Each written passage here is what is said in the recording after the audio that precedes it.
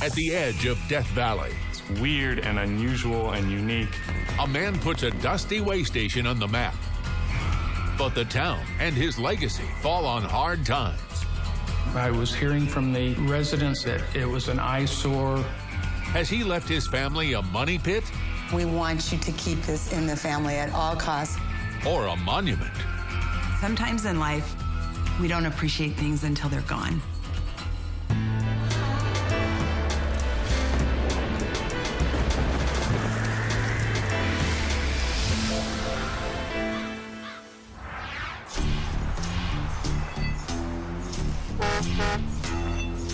I'm Jamie Colby, and today I'm driving through the Mojave Desert on my way to the tiny town of Baker, California.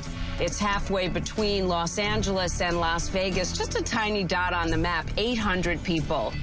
It embodies the weirdness of both those cities, and its largest attraction, definitely its tallest, has become one family's rather strange inheritance.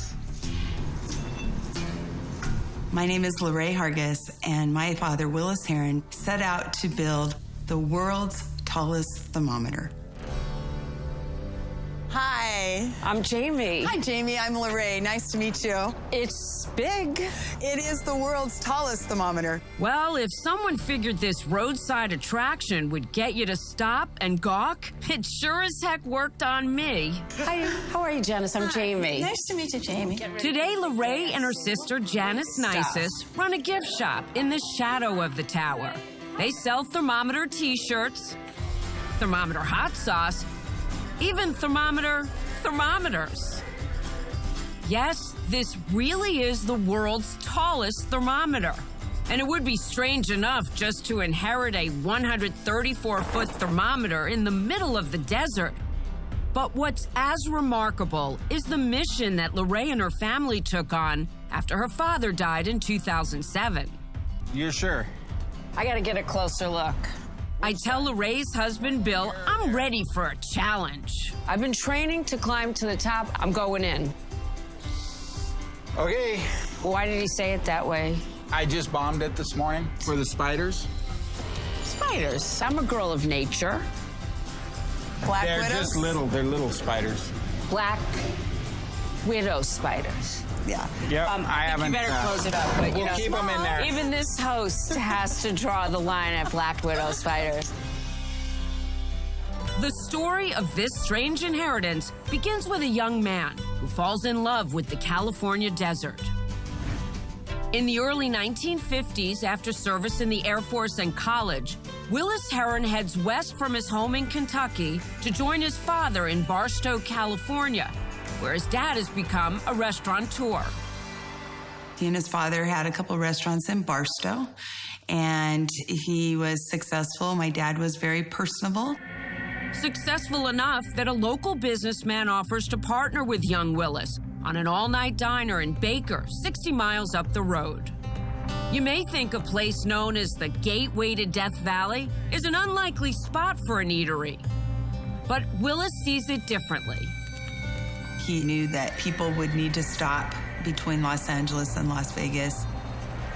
At a time when few cars have air conditioning, Baker is a perfectly located oasis, a spot for gamblers to cool off from the desert heat. Pretty soon, Willis's burger joint called Bun Boy is a landmark. 24 hours a day, 7 days a week, winners drive in to celebrate and losers drown their sorrows in strawberries? Fresh strawberry pie, that was what it was known for. It was definitely kind of an Americana diner. The big breakfasts, but also, you know, the burgers, the specialty sandwiches and things like that. In 1971, Willis falls in love with Barbara Sturm, who comes with a house full of daughters, Lorraine, Janice, and Terry. Just the kind of workforce you need for a family restaurant. We all started as bussers, and we did dishwashing, and we did waitressing. This is the menu, right, of Bun Boy, Yes. the original. The burger was $3.95, and it came with coleslaw, french fries, or potato salad. It's a steal of a deal. And a smiling waitress. Willis will eventually buy out his partner and become the biggest fish in the town's very small pond. We had 3 restaurants, 2 motels, a few gas stations, a grocery store. and pretty much within a block. Baker booms. In the late 70s, Willis buys a nice house in Silver Lake, a desert community 75 miles away. But soon, business in Baker sputters. Cars are all air-conditioned. Gamblers can drive straight through and arrive in Vegas cool and comfortable. Willis needs a gimmick, something to grab their eye and their wallet. He gets his inspiration in an unlikely spot, International Falls, Minnesota. They had the world's tallest thermometer, and it was 22 feet high. And so I think he saw that, and the wheels started spinning. 22 feet? Pshaw. His thermometer will mark the highest temperature, 134 degrees, ever recorded in Death Valley. It will soar as high as Baker is hot. I know that my mom recalls saying, "Have you lost your mind?" 134 feet. My dad looked at her with those blue eyes and said, "Oh, honey, come on, this will be fun." In 1990, Willis cuts a deal with Yesco, a Las Vegas company that builds and finances those big eye-catching signs. If you asked my mom, she would think that he was a little crazy to spend $750,000 to build a thermometer. $750,000? Yes, yes. A little crazy? That may be putting it mildly. Willis plunks down $150K. Yesco does a lease deal to finance the other $600. By the fall of 1991, construction is wrapping up. Despite the expense, the challenges, and the questions about his sanity, Willis pops for a lighting ceremony. He bills it the Great Turn On. The invitations had gone out. Thanksgiving Day, he's out playing golf with his grandson, and he comes home, and my mom says, "Honey, sit down, I have something to tell you." That's next. But first, our strange inheritance quiz question. What's the most visited tourist attraction in the United States? Is it Times Square, Walt Disney World, or the Las Vegas Strip? The answer in a moment.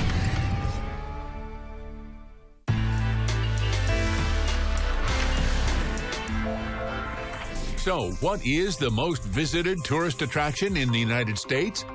The answer is A, New York's Times Square. Nearly 42 million people visit annually. November 28, 1991, near Death Valley, California.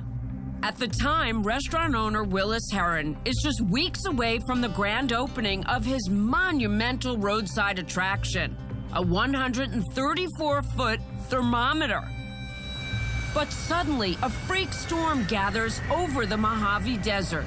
Thanksgiving Day, we got a devastating phone call that the wind had come through here and actually blown the thermometer over. Oh no, was anyone hurt? Nobody was hurt or killed.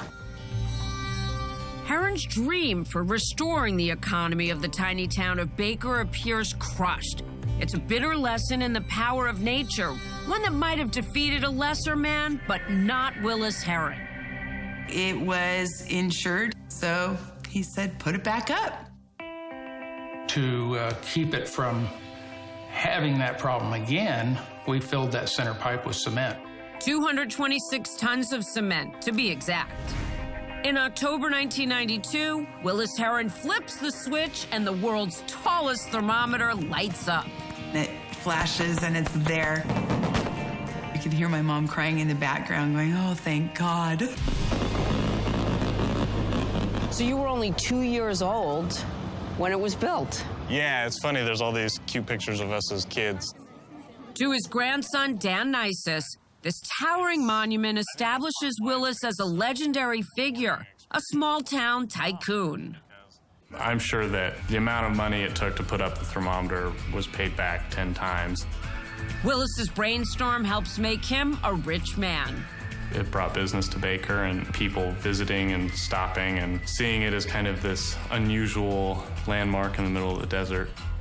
Willis also still owns 2 restaurants, his flagship Bun Boy, and a coffee shop. plus 2 motels, 4 gas stations, and a country store. He and his wife Barbara are practically Lord and Lady of Baker.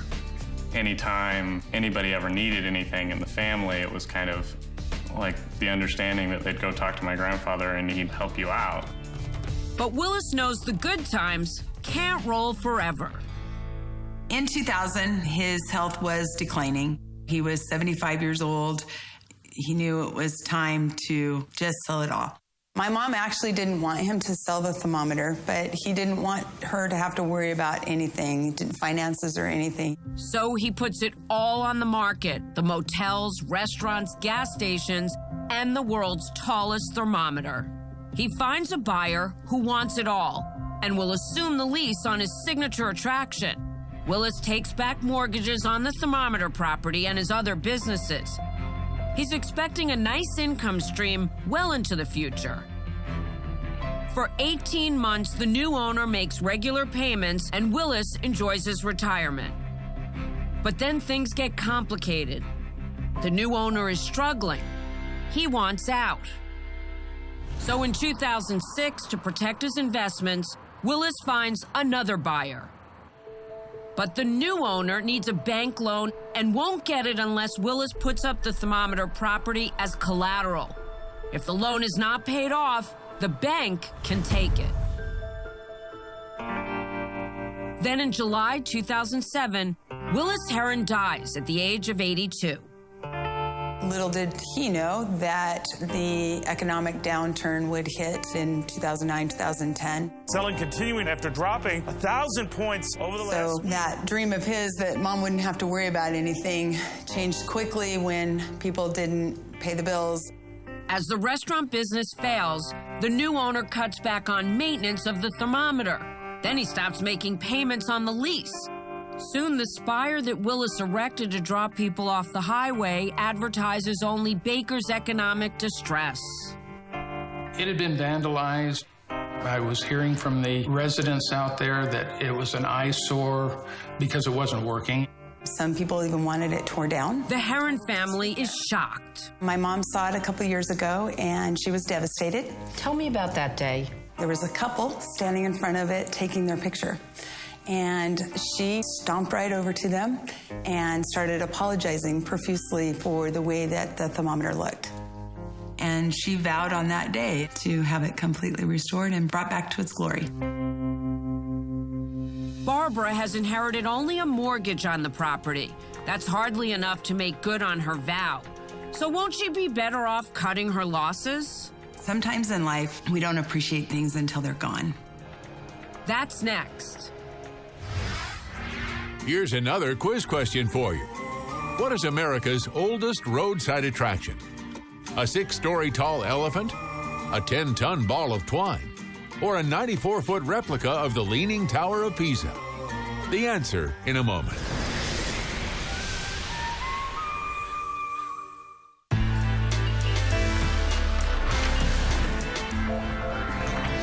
So, what is America's oldest roadside attraction? The answer is A. Lucy the elephant has been stopping traffic in Margate, New Jersey since 1881. Constructed of wood, she is 65 feet high and weighs in at 90 tons. So tell me about the motels, Dan. Well, my grandpa owned a lot of motels here in Baker. It was kind of big business back then. Dan Nisus is reminiscing about his grandfather Willis Heron's small-town business empire here in Baker, California.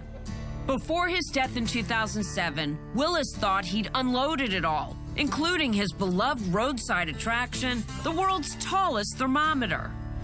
A few years later, however, the businesses are shuttered.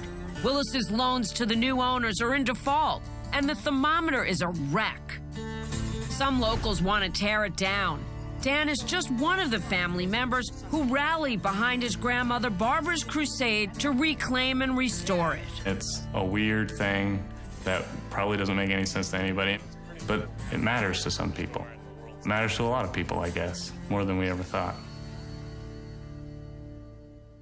Barbara Heron, who's in her 70s and has serious health problems, lives 90 miles away and is in no position to deal with the layers of deeds, mortgages, notes, and leases that her husband attached to the holdings he left her.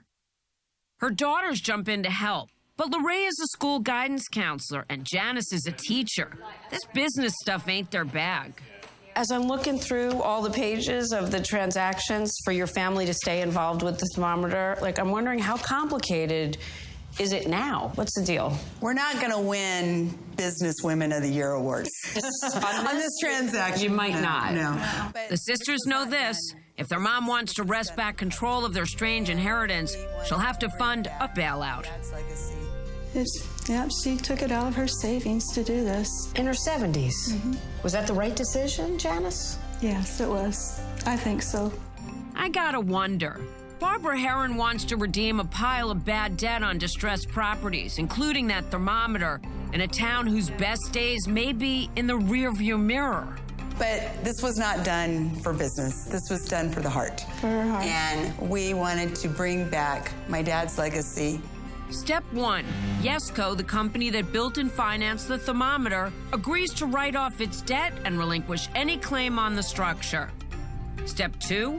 Barbara forecloses on the thermometer property. Step 3. She pays off the bank that still has a lien on it. Finally, Willis Herron's pride and joy is back in his family, free and clear. Step 4 may be the hardest part, getting the darn thing working again. For that, it's back to Yesco. We ended up having to put a new computer in it, new drivers, software, and new LED lighting. So how much did it cost to fix the thermometer? About $150,000. Family members, most of whom live a couple of hours away, take rotating shifts in Baker to protect the tower from vandals. Here's where we've been the last 4 months. What? Yeah. Wait, you said you lived on the property. I thought there was a house. You've been living in this? This is it. Willis's grandson, Dan, a recent law school graduate, takes a break from job hunting to help set up the gift shop. I painted everything, and I fixed the drywall, and I don't know, all kinds of stuff. Family members don't get paid. Profits from the shop barely cover the electric bill for the thermometer. Nevertheless, Barbara has shelled out more than $330K to get the thermometer back and get it working.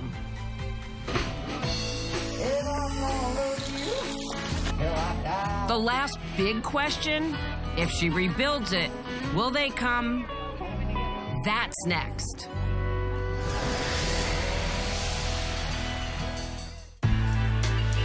Now, back to Strange Inheritance.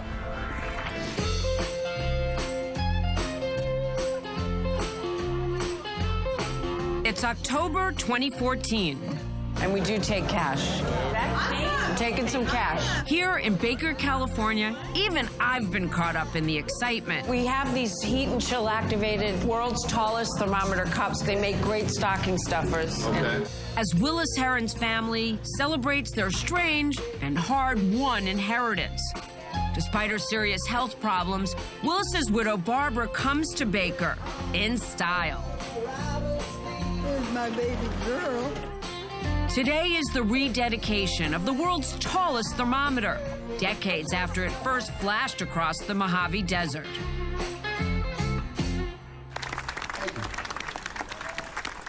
Over 40 years ago, Willis Herron, he had a dream. And my mom kept her promise, and she spent her savings to repair the thermometer and get it back into its glory, where it should be.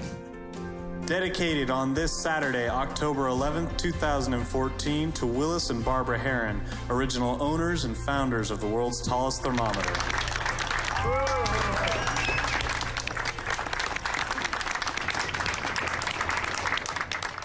I watched your face, and your smile said everything. Yes, I am very proud. I've got 3 girls, and I'm very proud of all of them. They've done a very good job. And they're making sure their kids understand the importance of this monument to the memory of the man they loved. We said, remember this day, Remember that this is as much your family. We're going to be gone one day, and we want you to keep this in the family at all costs. It needs to stay in the family. It feels like giving back to my grandfather, who had been so generous to all of us all our lives, you know, and to be able to say, thank you. No doubt, from Bun Boy to motels to that crazy thermometer, Willis Heron of Baker was a classic American success story. But there's one big chance he missed. Back in the early 1950s, he ran into a fellow Kentuckian at a restaurant convention, a nicely dressed fella named Harlan Sanders. Yeah, Colonel Harlan Sanders, who wanted to let Willis in on the ground floor of his own new enterprise, Kentucky Fried Chicken. But Willis turned Colonel down. Fried chicken, he said. Nah, that'll never catch on. Willis always told that story with a hearty laugh. I'm Jamie Colby for Strange Inheritance, and remember, you can't take it with you. Do you have a strange inheritance story you'd like to share with us? We'd love to hear it. Send me an email or go to our website, strangeinheritance.com.